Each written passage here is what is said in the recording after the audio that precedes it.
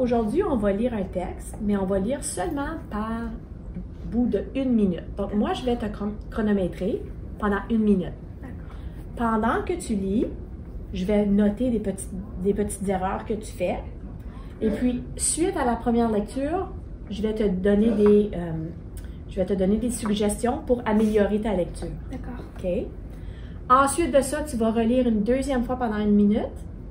Je vais encore noter, je vais te donner des suggestions et on va faire ça encore une troisième fois. C'est bon? Oui. Le texte aujourd'hui, c'est au sujet des animaux errants. Donc, le titre, c'est les animaux errants. Est-ce que tu sais c'est quoi des animaux errants? Oui. C'est quoi?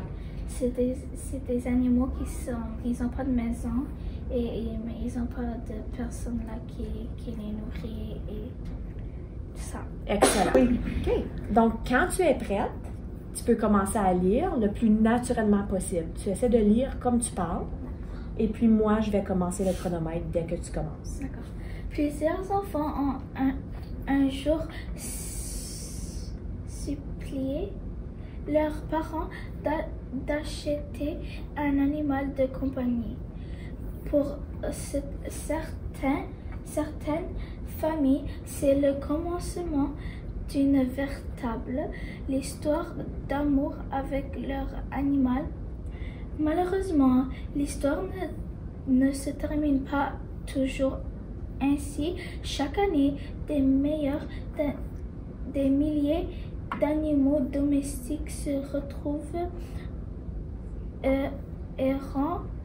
Le texte qui suit t'expliquera ce phénomène et les conséquences qu'ils ont découlé. Tu peux continuer. Qu'est-ce qu'un animal est?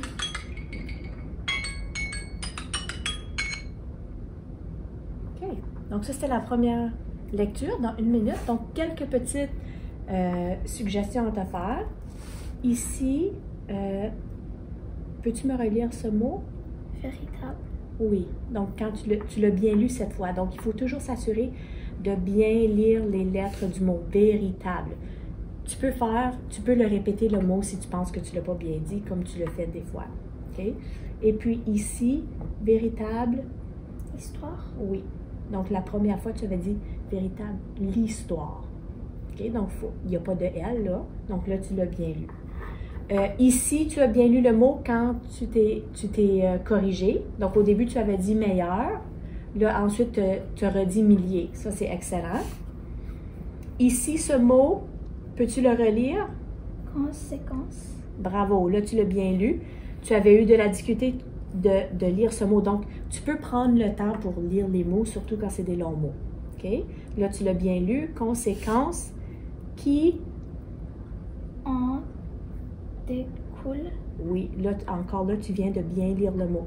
OK? Donc, tu avais dit qui en découlait. Et puis, est-ce que tu te rappelles comment on lit avec fluidité? Lire en groupe de mots. Donc, au lieu de s'arrêter après chaque mot, on essaie de lire les mots qui se disent bien ensemble. Exemple, plusieurs enfants ont un jour supplié leurs parents. On essaie de ne pas s'arrêter après chaque mot. D'accord. OK?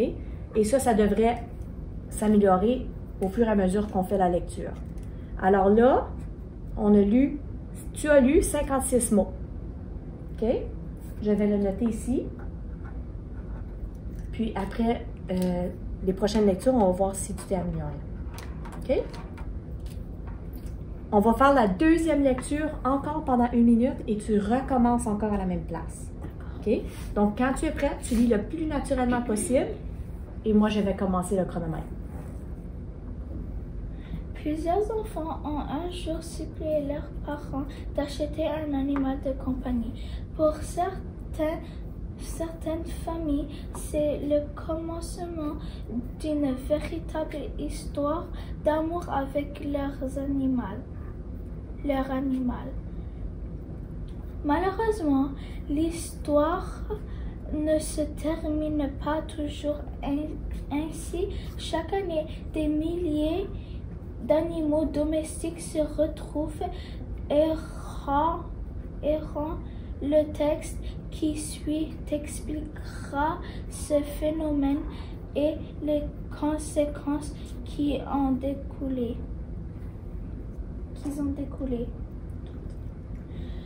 Un animal errant est un animal sans domicile.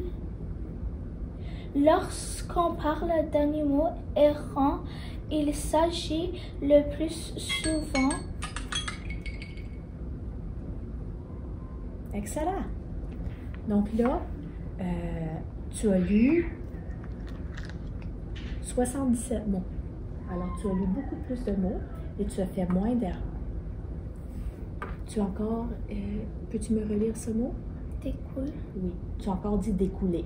Okay? Donc, il faut vraiment faire attention à la fin des mots. Il faut bien les lire. Tu as fait beaucoup de corrections. Donc, tu as dit des mots parfois, tu les as mal lus, mais tu te reprends. Donc, ça, c'est bien. Il ne faut pas oublier de lire le titre aussi. Okay? Tu as oublié de lire le titre, là, donc c'est important.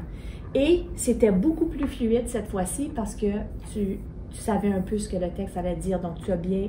La fluidité était meilleure. Alors, on va le relire pour une troisième fois pendant 1 minute. Et ça va être la dernière fois. OK? Quand tu es prête, je vais commencer le chronomètre. Plusieurs enfants ont un jour supplié leurs parents d'acheter un animal de compagnie. Pour certaines familles, c'est le commencement d'une véritable histoire d'amour avec leur animal. Malheureusement, l'histoire ne se termine pas toujours ainsi. Chaque année, des milliers d'animaux domestiques se retrouvent errants. Le texte qui suit t'expliquera ce phénomène et les conséquences qui en découlant. Qu'est-ce qu'un animal errant? Un animal errant est un animal sans domicile. Lorsqu'on parle d'animaux errants, il s'agit le plus souvent de chats ou de chiens. Le phénomène des animaux errants est un vrai problème planétaire. Excellent. OK. Donc là, tu as lu 91 mots. Donc, tu as lu encore plus de mots. OK. Quelques petites erreurs. Donc, ici... Certaines. Oui. Est-ce que tu sais ce que tu as dit? Certains. Oui. OK. Je pense que je t'avais déjà parlé. Hein? La fin des mots, il faut vraiment faire attention. Quand il y a un « e », on doit dire « certaines ». OK? Ce mot encore? Découle. Découle. OK? Au début, tu avais dit découler. Ensuite, tu as dit découle. Mais ensuite, tu as dit découlant. Donc, tu avais raison. Est-ce que tu sais pourquoi on dit découle ici et pas découlant? Parce qu'on ne lit pas le NT. Oui, mais pourquoi on ne lit pas le ENT? Ici, on ne le lit pas, mais ici, on le lit. C'est pas? Est-ce que tu sais quel type de mot c'est ça? Découle? C'est un verbe, un nom, un adjectif? Un verbe? Oui, c'est un verbe au pluriel. Donc, quand c'est un verbe au pluriel, on prononce le NT comme E. C'était beaucoup plus fluide cette fois-ci, mais il faut faire attention quand il y a un point à la fin des phrases. Il faut baisser l'intonation. Est-ce que tu sais ce que ça veut dire, ça, baisser l'intonation? Non. Je vais te montrer un exemple. OK? Plusieurs enfants ont un jour supplié leurs parents d'acheter un animal de compagnie. As-tu vu? Ma voix l'a baissé un peu. Mais si je ne baisse pas ma voix, je vais le faire. Plusieurs enfants ont un jour supplié leurs parents d'acheter un animal de compagnie. Est-ce que tu as vu la différence? La deuxième fois, quand je l'ai lu, ça sonne comme quel type de phrase? Une phrase. Est-ce que ça sonne peut-être plus comme une question? Quand on demande une question, là, ça va bien? Comme ça, on lève l'intonation. Mais quand c'est un point, il faut baisser l'intonation. OK. Donc là, ici, est-ce que tu as déjà fait un graphique à bande? Un diagramme à bande? Non? OK, je vais t'expliquer rapidement. Donc là, on veut inscrire ici le nombre de mots que tu as lus correctement. Donc, pour ta première lecture ici, Tu vas faire une bande avec le surligneur jusqu'à 52. Peux-tu le faire? OK. Excellent. Et là, pour la deuxième lecture ici, on va aller jusqu'à 70 parce que tu as lu 70 mots correctement.